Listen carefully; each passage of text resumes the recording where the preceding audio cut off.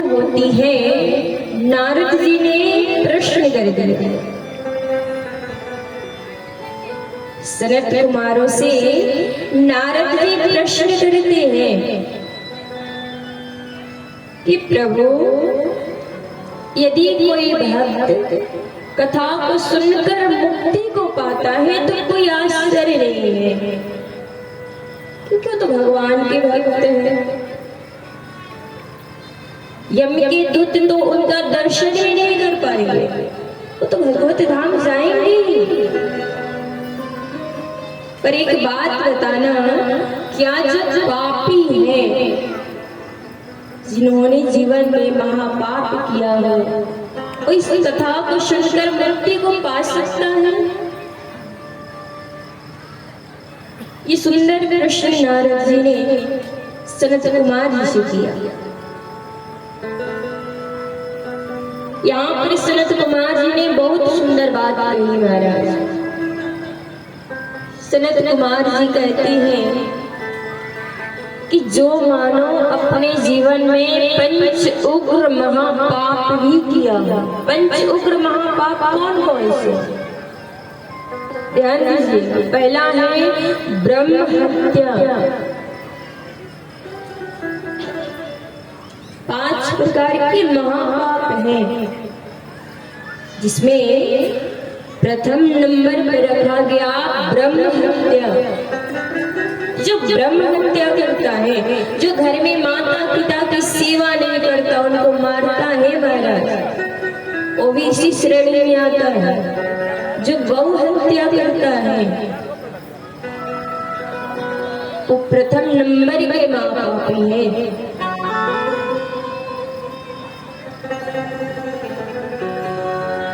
और दूसरे नंबर पर रखा गया स्वर्ण चोरी। जो सोना की चोरी करता है, स्वर्ण चुराता है महाराज, वो भी महापाप कर रहा है।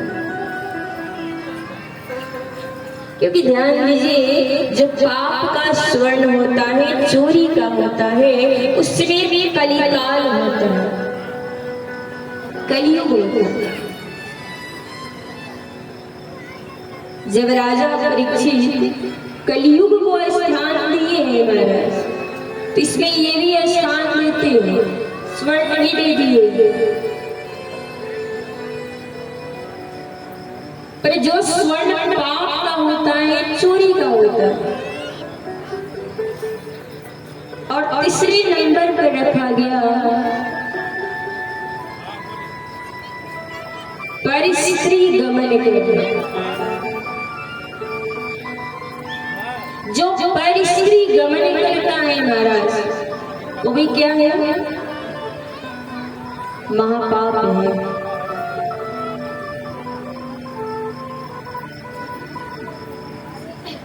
और ध्यान दीजिए, हमारे जितने भी शास्त्र हैं महाराज, जितने भी ग्रंथ हैं, जितने भी पुराण हैं, उसमें केवल भागवत जी ही ऐसी है जो आपको प्रमाण देती है कि कितने भी बड़े से बड़े महापापी भी यदि शरण में आ जाए तो हम उसको तार देंगे।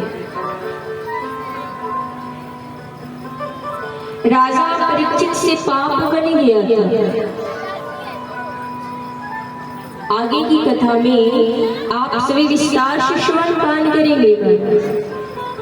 उनके द्वारा एक संत का अपमान हो गया, और भगवान कहे हैं कि यदि कोई विष पान कर ले तो औषधि के बल पर बचाया जा सकता है। कोई अग्नि में कूद जाए तो हम अपनी कृपा से बचा सकते हैं, परंतु जिसने संत का अपमान कर दिया, उसकी रक्षा हम भी नहीं करते।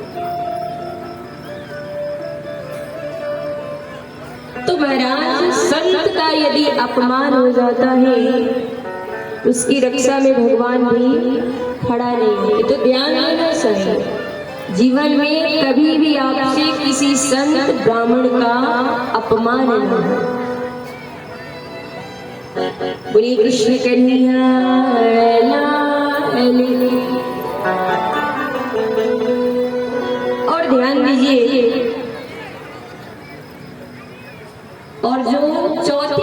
के माँ बाप हैं वो कौन है? जो ये महापापियों के साथ में उठता बैठता है महाराज, जो उनका अनुमोदन करता है, जो उनका साथ देता है, वो भी क्या है? महापापी है। और जो शराब पान करता है, मदिरा पान करता है, इसको भी महापाप में रखा गया। पर यहाँ पर सनत कुमार जी ने कहा है, ऐसे पापी भी यदि कथा को नियम से, ध्यान से, पूर्ण संकल्प के साथ कथा सुन ले तो सारा पाप नाश हो जाता है। यहाँ तक जिसने पूरे जीवन में केवल पाप ही किया हो और उसकी मृत्यु हो जाए, मरने के बाद भी यदि उसके नाम से यदि कथा करा दो महाराज, मरने के बाद यदि कोई भूत प्रेत भी बन जाए और उसके नाम से संकल्प लेकर कथा करा दीजिए, तो उस प्रेत का भी उद्धार इस श्रीमद् भागवत कथा कर देती है महाराज।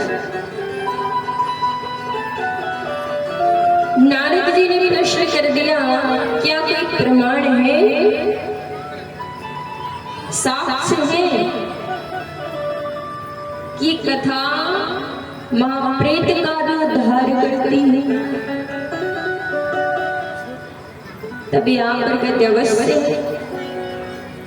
आप सुनिए, यहाँ पर बहुत ही सुंदर अद्भुत कथा सुनाते हैं।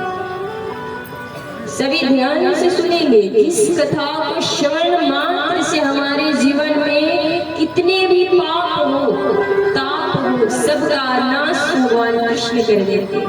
बहुत ही सुंदर कथा है। बोलिए कृष्ण कन्हैया लाल की जय। तुंगभद्रा तटे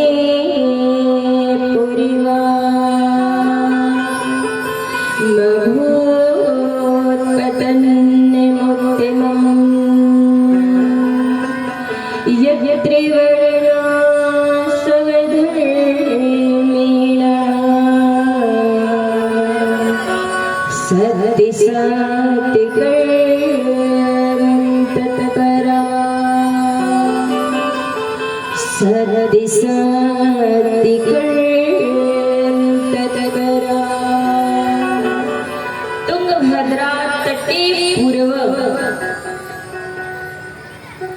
तुंगभद्रा नदी के तट पर एक सुंदर दिव्य नगर बसा था और नगर का नाम क्या है? उत्तम नगर। और उस नगर में एक विद्वान ब्राह्मण रहते हैं महाराज, जिनका नाम है आत्मदेव। जैसा नाम है वैसा गुण भी है, कर्मकांडी है, सत्य बोलते हैं, सत्य के मार्ग पर चलते हैं। यजमानों के घर में जाकर उन्हें सत्संग सुनाना। पर ध्यान देना, जैसे पंडित जी हैं ठीक बिल्कुल विपरीत ऑपोजिट उनकी पत्नी है। नाम भी विचित्र है महाराज। नाम क्या है? धुंधली देवी। जैसा नाम वैसा ही गुण है, यथा नाम तथा गुण। क्या करती है पंडित जी? तो घर में